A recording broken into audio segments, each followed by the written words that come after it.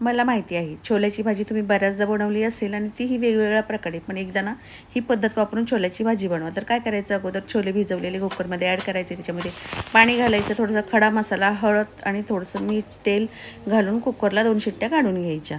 नंतर कढईमध्ये तेल ॲड करायचं, चिरलेला कांदा आणि टोमॅटो मस्त गोल्डन कलरचा होईपर्यंत भाजून घ्यायचं. आता हे भाजून घेतलेले आहे ना, त्याच्यामध्ये कोथिंबीर, आलं लसूण टाकायचं आणि मिक्सरच्या भांड्यातून याला वाटून घ्यायचं.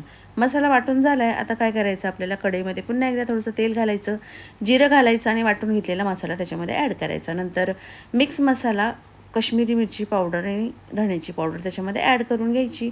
सगळा मसाला तेल सुट्टेपर्यंत फ्राय करून घ्यायचा. चणे पण किती मस्त मऊसर शिजलेत बघा.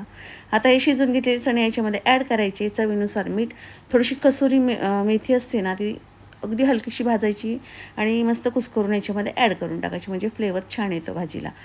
आमच्याकडे जर छोल्याची भाजी असेल ना, तर हमखास पुरी झालीच पाहिजे, कारण माझ्या मुलांना छोल्याच्या भाजीवर पुरी खायला खूप आवडते. तिथं मस्त टम्म फुगलेल्या, जराही तेलकट नसलेल्या पुऱ्या मी तळून घेतल्यात. त्याच्याबरोबर कांदा आणि त्याच्यामध्ये ना छोल्याच्या भाजीमध्ये मस्त लिंबू पिळून खायचं, खूप मस्त